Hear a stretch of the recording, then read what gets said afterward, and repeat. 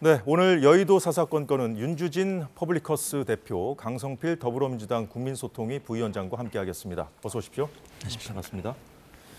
네, 이재명 대표 피습 사건이 우리 정치권의 극단적인 대립 문제를 끄집어내고 있습니다. 이번 사건을 계기로 상대에 대한 혐오와 증오를 지지 동력으로 삼는 정치 풍로를 바꿔야 된다. 정치를 복원해야 한다고 다들 진단을 하고 있습니다. 윤주진 대표. 예. 그런데 이게 또 금방 바꿀 수 있는 문제가 아니잖아요. 그렇습니다. 좀 시간이 걸리긴 하겠습니다만, 근데 이번 사건이 상당히 우리 사회에 미친 영향은 그 예전보다 좀 클 거라고 생각합니다. 왜냐하면은 기존에 여러 물론 이런 비슷한 사건들이 좀 있었지만 총선을 바로 앞에 두고 있었고 또 가뜩이나 여야의 대립이 너무나 극심했던 상황에서 전직 대선 후보였고 또 현재 제1야당 대표를 향해서 이루어진 피습 테러이기 때문에 이대로 가다가는 우리 정치권이 공멸할 수 있겠다라고 하는 우려가 팽배하고 있는 것 같고요. 아울러서 앞으로 많은 분들이 또 총선, 지선, 또 대선을 뛰어야 되는 후보 입장에서도 이런 적대의 정치가 자칫 정말 신변의 위협으로까지 이어질 수 있다라는 공동체적인 위기가 많이 공유되고 있는 것 같습니다. 자, 강성필 부위원장. 네. 지금 과거에도 여야가 싸우긴 했습니다만 지금 같은 극단 정치는 아니었잖아요. 네, 맞습니다. 근데 이제 우리 사회가 양극화되고 경제적인 불평등이 심화되면서 일종의 묻지마 폭력과 같은 범죄들이 많이 성행하기 시작을 했어요. 그러다가 정치권에도 이 강성 지지층, 우리의 잘못을 상대방에게 전가하는 이러한 문화들이 조금 팽배하게 좀 커진 면이 있는데요. 그런 과정에서 어떤 온라인이라든지 인터넷이 발전을 하면서 어떤 지지자들끼리의 3, 4, 5 그리고 여러 명이서 모일 수 있는 어떤 인터넷 온라인적인 그 환경이 많이 개선되면서 이러한 강성 지지층이 더 많아지고 또 더불어서 우리가 일명 유튜버라고 하지 않습니까? 이런 온라인 방송에서도 어떤 자극적인 가짜 뉴스 혹은 뉴스를 이렇게 계속해서 살포를 하면서 이런 어떤 범죄들이 더 많이 심각해진 것이 아닌가 이런 생각 해봅니다. 그런데 이제 정치인에 대한 신변 보호를 강화해야 된다 이런 얘기들도 좀 많이 나오고 있지 않습니까? 정치인 주변에 배치되는 경찰력은 주로 질서 유지 차원에서 배치가 되는데 근접 경우도 강화해야 된다 이런 주문도 지금 나오고 있어요. 그런데 이제 총선이 다가오면 이 정치인들의 활동 반경이 넓어질 수밖에 없는데 정치인들한테 경찰력이 또 집중되면 치안 공백 문제도 제기될 수가 있고요. 이 문제도 좀 쉽지 않은 것 같습니다. 맞습니다. 오늘 오전에 한동훈 비대위원장이 광주광역시를 방문했지 않습니까? 근데 이제 광주 같은 경우는 야당의 어떤 대표적인 지역이기 때문에 경호가 더 많이 삼엄해졌어요. 그래서 한동훈 비대위원장이 경찰에 둘러싼 모습이 사실 보기 좋지는 않았습니다. 그게 우리의 현실인데요. 제가 과거에도 당대표실에서 대표를 수행을 해본 적이 있는데 사실 민주당의 경우는 선행팀이라고 해서 2명에서 3명 정도의 팀이 있습니다. 그래서 미리서 사전에 대표의 동선과 누가 수행을 할지 누가 옆에서 걸어갈지까지 짜임새 있게 구성을 하는데요. 이러한 역할을 조금 강화를 한다. 그러면 경찰이 강화를 한다는 것은 실질적으로 좀 맞지가 않습니다. 당 차원에서 충분히 할 수 있다는 얘기죠. 당 차원에서도 이제 인력을 더 보강을 해야겠죠. 근데 경찰이 하게 되면 어떤 보안 문제라든지 그리고 대표의 일정이 밤에도 있을 수 있고 아침 일찍이도 있을 수 있기 때문에 이런 것들이 현실적인 문제에 좀 어려움이 있다. 그래서 당 차원에서 이걸 좀 짜임새 있게 현실적으로 좀 고민해야 될 문제다. 이렇게 볼 수 있겠죠. 자, 윤주진 대표 어떻게 보십니까? 정치인 입장에서는 유권자들과 조금이라도 좀 가깝게 좀 다가가야 되는 그런 상황일 텐데 그리고 또 미리 동선을 짜놓고 한다고 하더라도 동선대로 움직이기 쉽지 않은 거 아니겠습니까? 맞습니다. 경호를 강화하고 미리 일정을 짜고 이런 것들이 물론 도움은 되겠습니다만 근본적인 해법이라고 볼 수는 없습니다. 심지어 나에게는 정말 충성 지지층인 줄 알았고 정말 오랫동안 우리 당을 지지한 지지층인 줄 알았는데 알고 보니 그렇게 테러를 저지르는 그런 범행을 저지를 수 있거든요. 그렇기 때문에 근본적으로는 저는 이러한 어떤 극단적인 발언, 혐오적인 표현, 그리고 정치 갈등을 부추기는 행위를 영웅시하고 조장하는 그런 사회 분위기를 좀 앞장서서 이렇게 좀 억누르고 시민들께서도 그러한 것들에 대해서 서로 이렇게 막 응원하고 그런 것들을 좀 자제하면서 오히려 너무 이렇게 극단적으로 정치에 과잉 매몰되어 있는 분들이 그런 잘못된 생각을 갖지 않도록 하는 예. 분위기를 형성하는 것이 좋고요.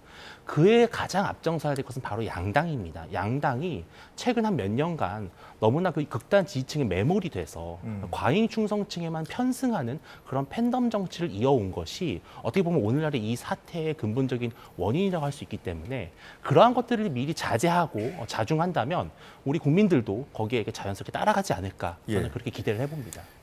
조금 전 나온 소식인데 대통령실 고위급 참모들이 이재명 대표를 문병하는 계획을 검토 중이라는 뉴스거든요. 근데 이제 야당은 다수의 힘으로 밀어붙이고 대통령은 거부권 행사로 맞서는 상황이 반복되고 있는 것도 이제 국민들에게 큰 피로감을 주고 있는 상황인데 이 정치 복원을 위해서 이제 좀 뭐 바꿔야 한다는 얘기들도 나오고 있지 않습니까? 근데 선거를 앞둔 이 상황에서 물론 대통령실 참모들의 문병이 뭐 현실화될지 좀 지켜봐야 되겠습니다만 뭐 대통령이라든가 한동훈 위원장이 먼저 손을 내밀고 좀 야당도 화답하는, 야당 대표도 화답하는 이런 그림을 좀 기대하는 것은 좀 욕심일까요? 아니요, 그 정부 여당 그리고 대통령, 뭐 한동훈 비대위원장이 먼저 손을 내미는 것은 너무나도 자연스럽고 당연한 일입니다.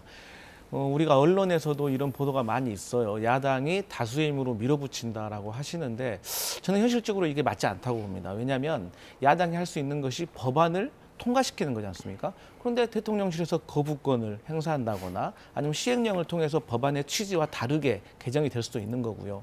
또 예산과 관련해서도 야당은 감액시킬 수는 있지만 증액은 시킬 수가 없거든요. 그래서 이러한 것들이 실질적으로 야당이 발목을 잡을 수 있는 것들이 그렇게 현실적인 건 아니다. 그런 반면에서 대통령과 정부 여당에서 먼저 손을 내밀어 줘야 되는데 사실 저희 민주당으로서는 아쉬운 대목이 신년사를 봤을 때도 윤석열 대통령도 그렇고 한동훈 비대위원장도 그렇고 야당과 대화와 협치를 하겠다는 메시지가 새해 첫날인데도 없었거든요. 그래서 이런 부분에 매우 아쉽다. 그래서 정부 여당에서 먼저 좀 손을 내밀어 주십사 하는 부탁을 드리고 싶습니다. 물론 지금 상황에 대해서 뭐 야당의 책임론도 분명히 있습니다만 그 윤주진 대표가 보시기에는 예. 이 대통령이 어제 그 신년 인사회였나요? 거기서 예. 이제 이재명 대표에 대한 발언도 좀 하지 않았습니까? 예. 특히 뭐 협치 뭐 이런 부분에 대해서 여당의 지금 스탠스가 좀 아쉽다 이런 말씀 해주셨는데 예. 어떤 의견 갖고 계신지요? 물론 국회가 입법권을 갖고 있는 것은 맞고 또 그에 따라서 대통령이 헌법상 주어진 거부권을 행사하는 것 또한 고유의 권한입니다. 그렇기 때문에 지금 현재 이 교착 상태에 대해서는 저는 누구를 탓하긴 좀 어렵다. 다만 이 전국을 풀어나갈 수 있는 키를 쥔 것은 어떻게 보면 대통령과 여당인 것은 맞습니다. 그런데 이번 사건이 물론 너무나 불행하고 다시는 있어서는 안 될 참사지만 조금만 더 시각을 바꿔보면 어떻게 보면 여야가 대화를 풀어나갈 수 있는 좋은 기회로 삼을 수 있다라는 점을 저희가 착안했을 때 이번에는 참모들이 찾아가서 일단은 좀 병문안 정도를 하고 이재명 대표가 쾌유를 한 이후에는 어떻게 보면은 다시 대화의 물꼬를 터서 여야정이 머리를 맞대고 시급한 민생 법안부터 처리하는 그러한 모양을 보여준다면 국민들이 조금은 정치에 이런 좀 풀리겠구나 이런 기대를 주지 않을 수 있을까 생각을 해봅니다. 예.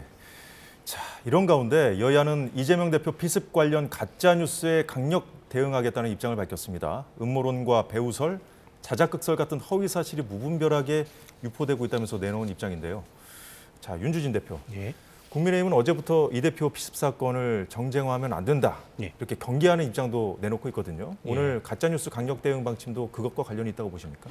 그렇습니다. 일단 두 가지의 방향이 있는 것 같습니다. 첫째는 무엇이냐면은 혹여나 이재명 대표에 대한 이 피습 테러의 배후로 국민의힘이 지목돼서 국민들에게 심각한 오해를 불러일으킨다면 이것은 매우 큰 타격으로 이어질 수 있습니다. 그렇기 때문에 국민의힘 입장에서는 당연히 이번 사건과 국민의힘은 전혀 연결고리가 없다라는 점을 분명히 국민들에게 설명해야 할 필요가 있었을 것이고요. 예. 오히려 반대로 국민의힘이 마치 이 사건이 무슨 자작극이라든지 이런 말도 안 되는 음모론을 퍼뜨리는 배우로 또 지목된다면 이 가짜 뉴스를 제조하는 그런 정당으로의 오명을 또 피하기가 어려울 수 있습니다. 그렇기 때문에 어느 쪽이든 간에 예. 국민의힘은 절대 음모론과 가짜 뉴스는 안 된다라고 하는 방침을 강하게 세우고 예. 특히 당내 인사들의 어떤 일탈과 그런 것들을 좀 방지하는 그런 기조를 보이고 있는 것 같습니다. 예, 잘 들었습니다. 지금 보니까 그 피의자의 당적 논란을 둘러싼 얘기도 지금 보도도 많이 되고 있고요. 이 부분을 좀 그 정치권에서 신경을 쓰고 있는 것 같더라고요. 맞습니다. 그 범행을 저지르신 분이 특정 정당에 입당을 했었고 탈당을 했었고 또 그리고 또 우리 민주당에 입당을 했었다는 어떤 그런 보도가 있었어요.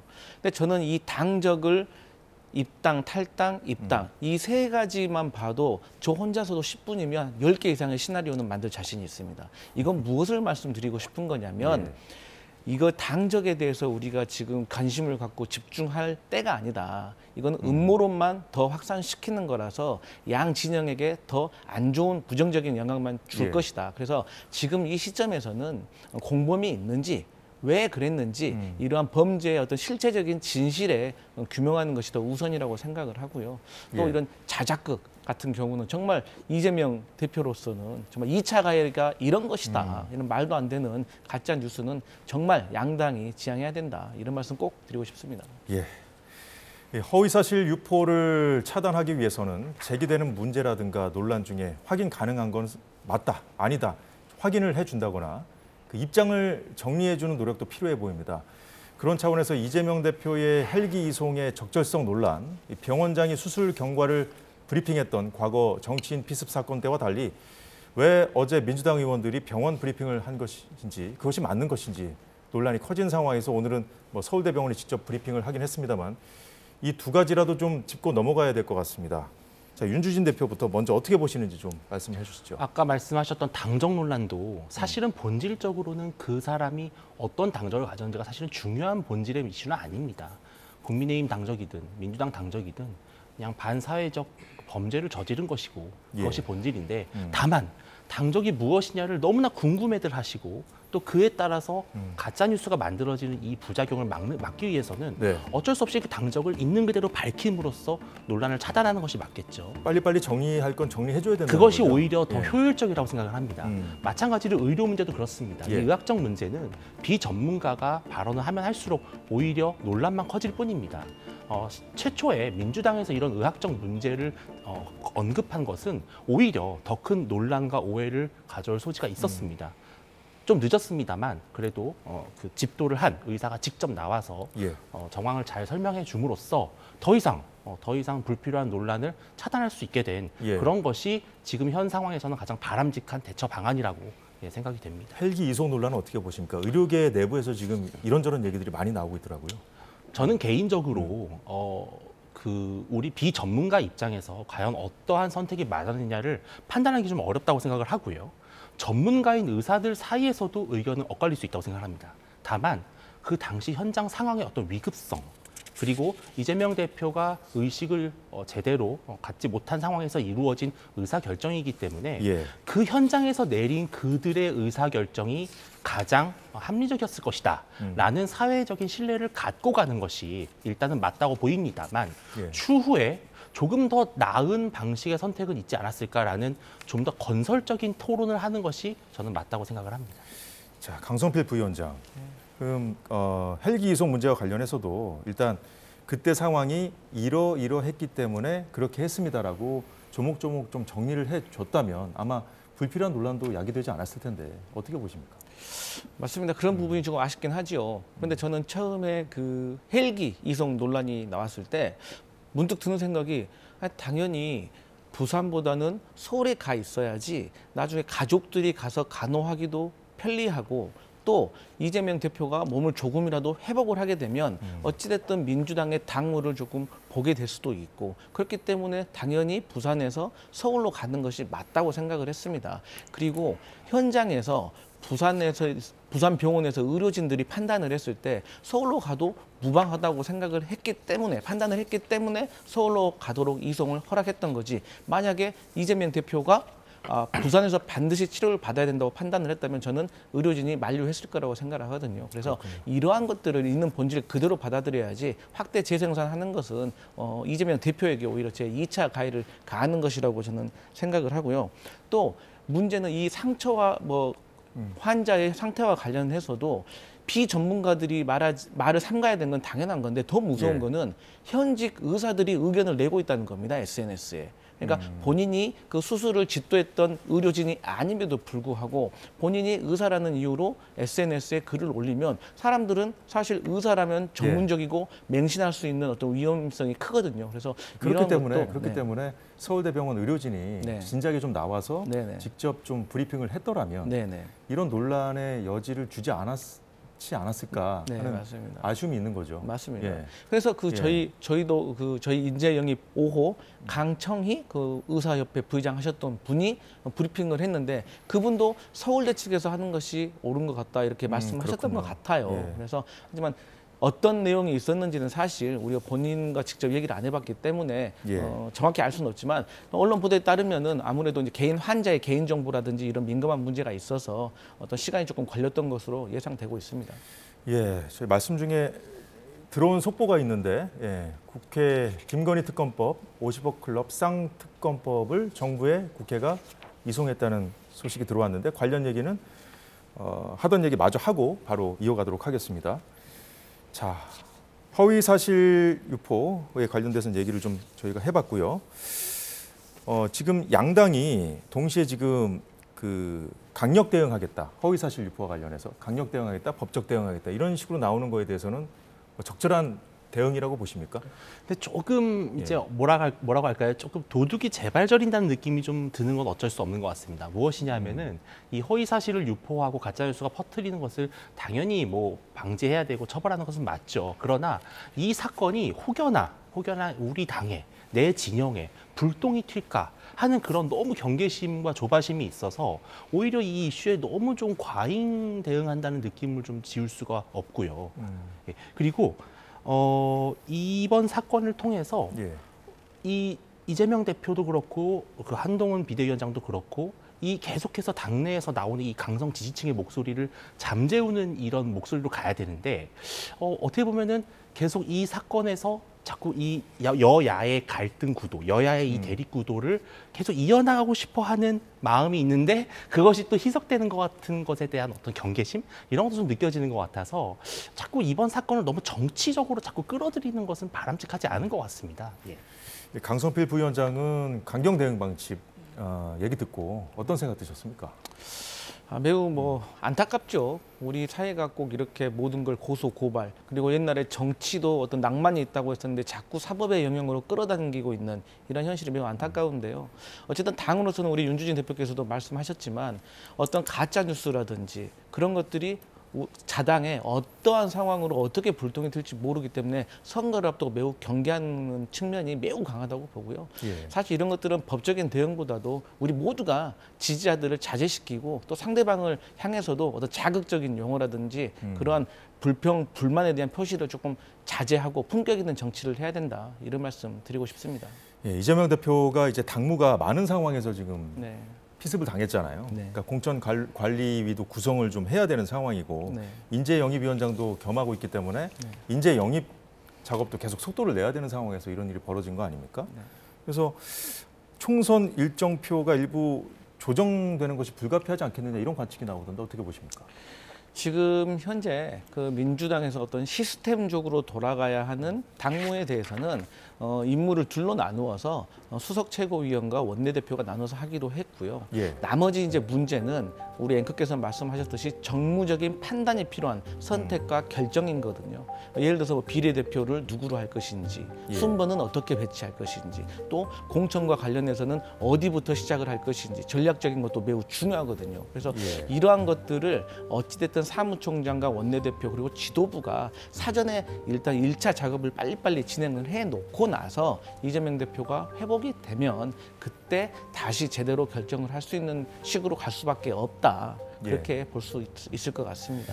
자, 윤주진 대표, 지금 이재명 대표 그 입원 치료가 최소 열흘에서 2주 정도 갈 수 있다 이런 관측이 나오더라고요. 그렇다면 이제 야당 공천 작업에도 어느 정도 좀 영향을 줄 수밖에 없을 텐데 야당 공천이 늦어진다면 국민의힘 공천도 늦어질 수밖에 없다는 얘기가 나오던데 그건 왜 그런 겁니까?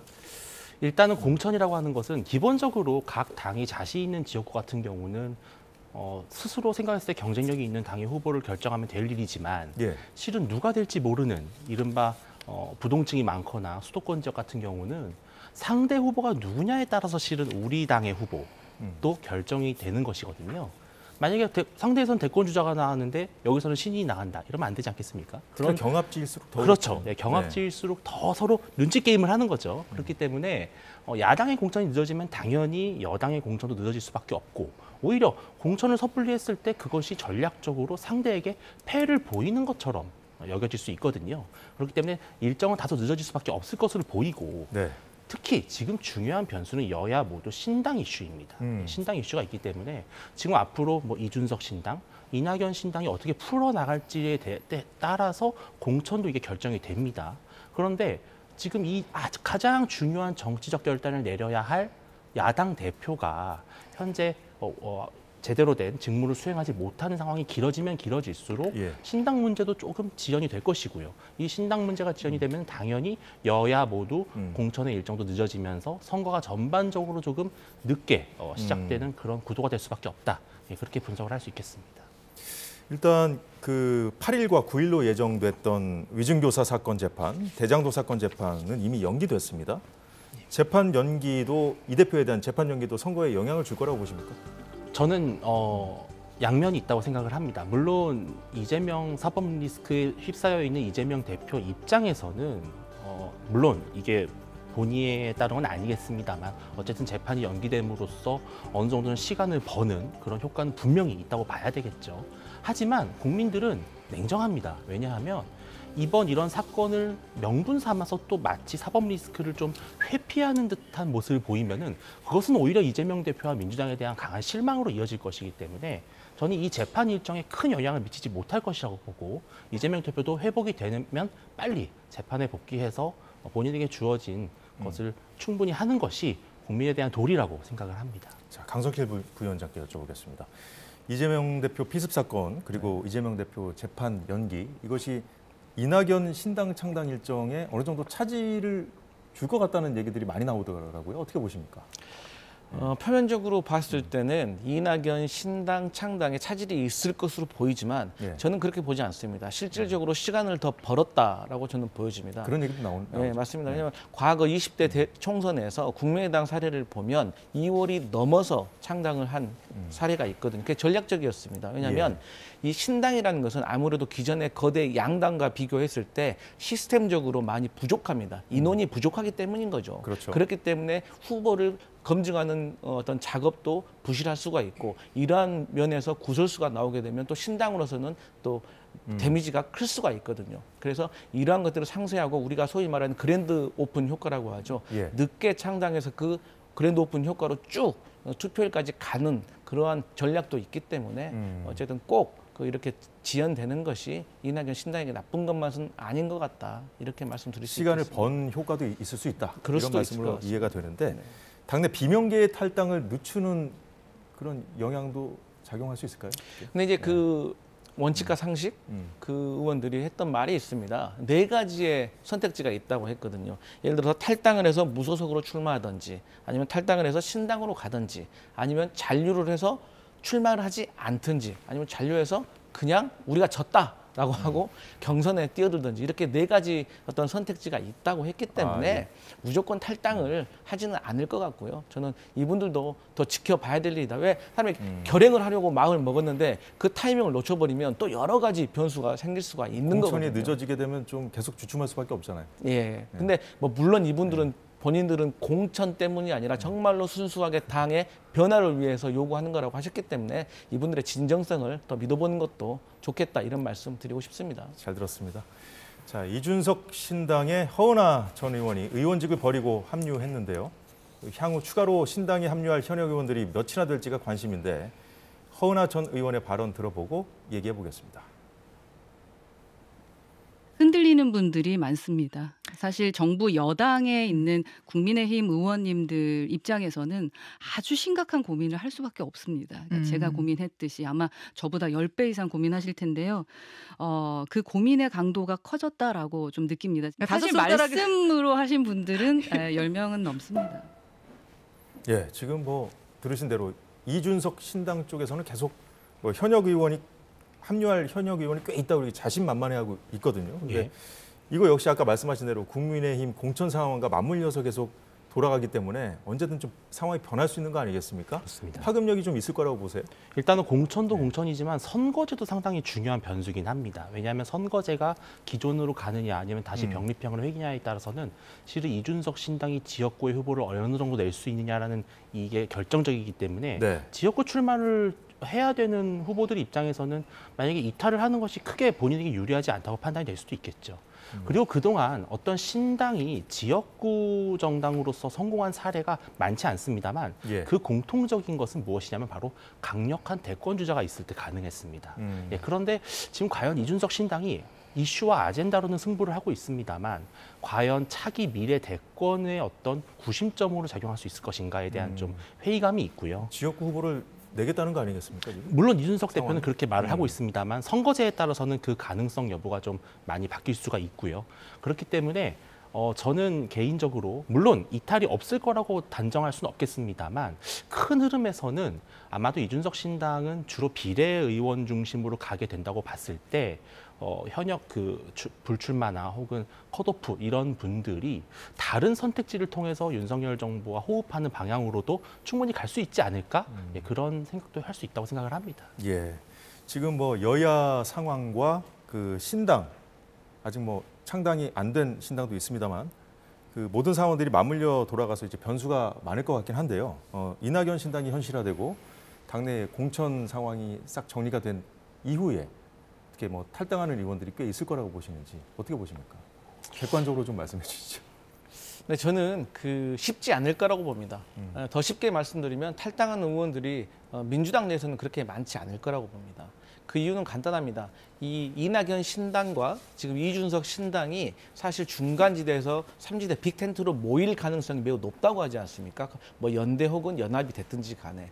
그런데 민주당에 소속을 뒀던 국회의원이면 아무래도 그 이준석 대표와 함께 정치를 한다는 것이 쉬운 일은 아닙니다. 네. 과거에 뭐 바른미래당이라고 해서 뭐 개혁적 보수, 합리적 진보라는 슬로건으로 같이 만나본 경험이 있었는데 막상 같이 정치를 해보니 이념이나 바라보는 상이 매우 달랐거든요. 그래서 지금의 민주당 현역 의원들이 만약에 공천에 낙선을 한다고 하더라도 저는 그 신당에 합류할 가능성은 매우 낮다고 보고요. 이낙연 신당. 네, 맞습니다. 그리고 저는 그 이준석 신당이 굳이 뭐 원내 교섭단체까지 구성할 만큼의 현역 의원을 이렇게 낙천자들을 받아서 할 필요는 없다고 생각합니다. 그냥 2월 15일에 기호 3번 정도 받을 수 있는 그 정도 현역 의원만 보유하면 되지 괜히 원내 교섭단체까지 욕심을 부렸다가는 자칫 신당이라는 어떤 신선한 이미지에 어떤 훼손이 올 수가 있는 거거든요. 또한 그렇기 때문에 저는 그렇게 뭐 현역 의원에 대해서 막 이렇게 섭외하려고 하는 노력이 그렇게 크진 않을 걸로 보고 있습니다. 이준석 신당 쪽으로 얘기가 흘러갔는데 이낙연 신당은 그러면 파급력이 거의 없을 거라고 보시는 거예요? 아무래도 이제 이낙연 전 대표의 그 정치적 자산이 호남에 있는데 그 호남에서의 지금 동력을 받지 못하고 있는 걸로 보여집니다. 그 증거로 이낙연 계라고 하지 않습니까? 이낙연 계 의원들이 신당 합류를 이미 가지 않겠다, 합류하지 않겠다라고 오래전부터 선언을 했고 이 당내 구성원들 자체가 이낙연 대표가 지금 말하고 있는 민주당의 변화에 대해서는 옳다고 동의하고 있지만 그 방식과 과정에 대해서는 동의할 수 없는 상황이기 때문이거든요. 그래서 이낙연 신당에 대한 파급력은 그렇게 크지는 않을 것으로 예상되어집니다. 예, 한동훈 국민의힘 비대위원장 행보도 잠시 살펴보겠습니다. 오늘 광주와 충북 청주를 방문했는데 광주에서 한 발언 잠시 듣겠습니다. 저는 그리고 우리 당은 광주 시민들께 호남의 시민들께 바로 그 깊은 고마움과 존경심을 갖고 있습니다. 그저 마음뿐이 아닙니다. 왜냐하면 우리는 정부 여당이기 때문입니다. 제가 우리 국민의힘을 이끌면서 그 고마움과 존경의 마음을 정책으로서, 예산으로서, 행정으로서 표현하고 실천할 것이라는 약속을 드립니다. 예, 한동훈 위원장 야당 비판은 멈추고 당분간은 민생 등에 집중하는 이른바 로키 전략으로 가고 있다는 얘기가 나오고 있습니다. 예, 다음 주 정도면 이재명 대표 피습 사건의 충격도 좀 가라앉을 거고 그러면 공관위 띄우고 총선 준비하는데 무리가 없다는 게 당 쪽의 설명입니다. 공관위원장 임명하고 공관위 출범까지 마무리하고 난 뒤에 한동훈 위원장 4선, 5선 당 중진들을 만난다고 합니다. 자, 윤주진 대표. 예. 공천 물갈이해야 되고 한동훈 위원장 인재영입위원장으로서 직접 인재 영입도 해야 하는 상황에서 중진들과의 만남, 이거 어떤 행보로 봐야 되겠습니까? 기본적으로 국민의힘에서 지금 현재 퍼지고 있는 그런 물갈이론 자체가 당내 분위기를 좀 동요시키고 또 일부 당내에서 불만의 목소리가 좀 감지되는 것에 대해서 한동훈 비대위원장이 일단은 좀 진화에 나서는 것이 본인의 리더십을 위해서도 좋을 거라고 보고요. 중진이라고 해서 물갈이다. 또 중진이 아니라 뭐 초선이라고 해서 계속 간다. 이런 원칙이 지금 정해져 있는 것이 아니기 때문에 예. 한동훈 비대위원장은 일단은 현재로서는 정해진 바가 없다. 앞으로 정말 실력을 검증하고 성과를 검증해서 투명한 절차를 통해서 경선과 혹은 공천 관리를 통해서 후보를 뽑는 것이지 무조건 뭐 몇 선 이상은 물갈이 뭐 이런 식의 어떤 획일적인 기준을 갖고 있는 것은 아니기 때문에 예. 그런 점에서 계속 한동훈 비대위원장이 당내 분위기를 조금 수습해 나가고 새로운 리더십에 대한 탄탄한 정치적 기반을 빨리 닦는 것이 좋겠다.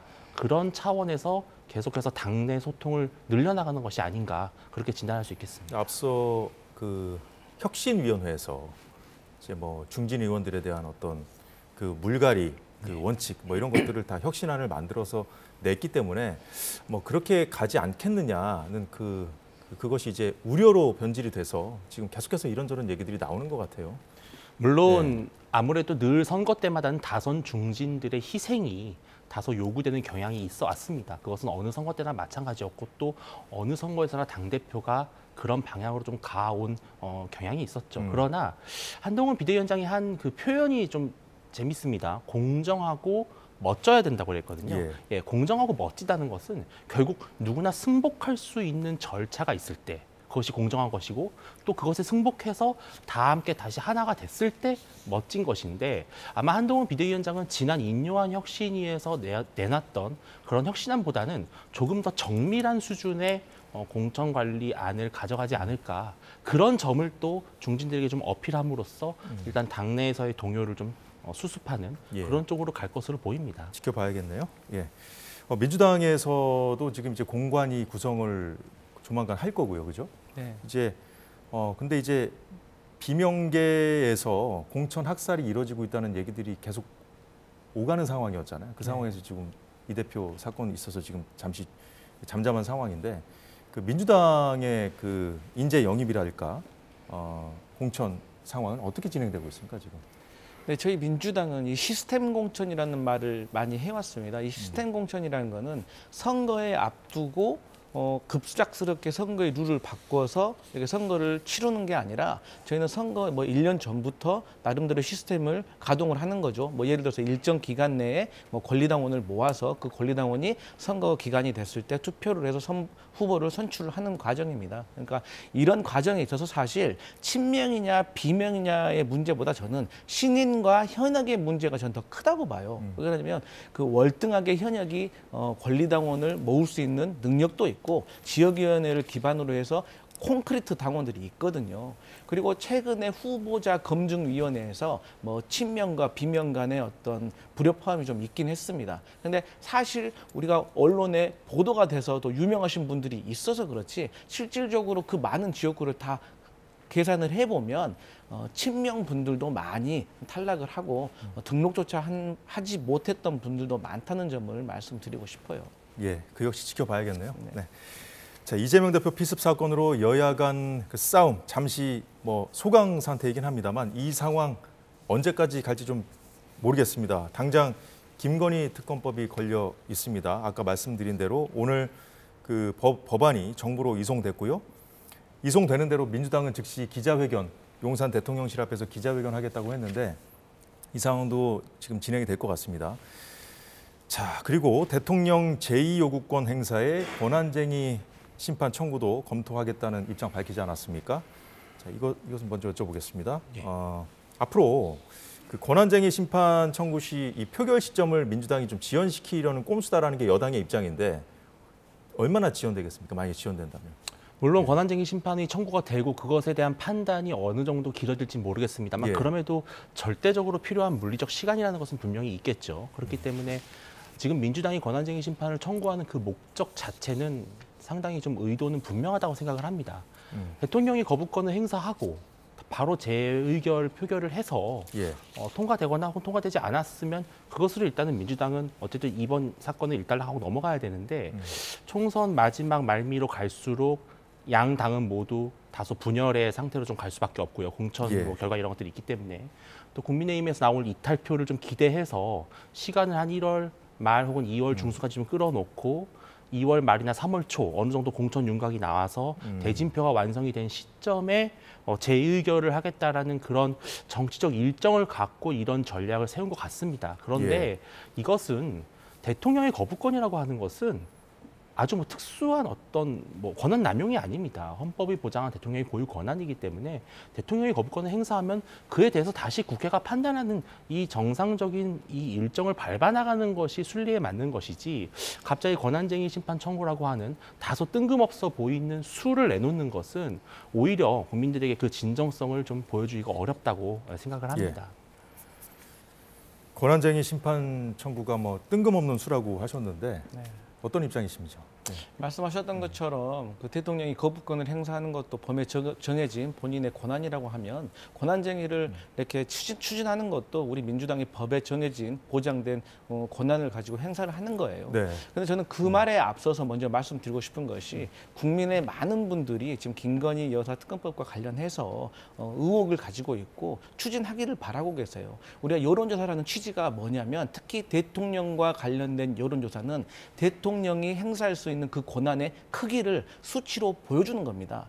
그만큼 국민들이 수치로서 이렇게 궁금해하고 있다. 윤석열 대통령을 지지하셨던 분들 중에도 많은 분들이 김건희 특검법을 추진하자라고 말씀하시고 있고 중도층, 무당층에서도 여러 언론 보도를 보면 김건희 특검법을 어떻게 여당이 처리하는지를 보고 총선 투표에 마음을 정하겠다라고 하시는 분들이 많아요. 그렇기 때문에 저는 부디 대통령께서 현명한 판단을 하셨으면 좋겠어요. 그리고 한동훈 비대위원장에게 온 국민의힘 구성원들도 기대를 가지고 있는 것은 이 윤석열 대통령을 설득하라는 겁니다. 그리고 역대 대통령들이 가족과 관련된 특검법을 거부한 사례가 없다는 점 다시 한번 말씀드리고 싶습니다. 예, 말씀 중에 법원에서 이재명 대표를 습격한 피의자에게 구속영장을 발부했다는 소식이 들어왔습니다. 네, 이 소식까지 전하면서 두 분과의 말씀 정리하겠습니다. 지금까지 윤주진 퍼블리커스 대표, 강성필 더불어민주당 국민소통위 부위원장이었습니다. 오늘 말씀 고맙습니다.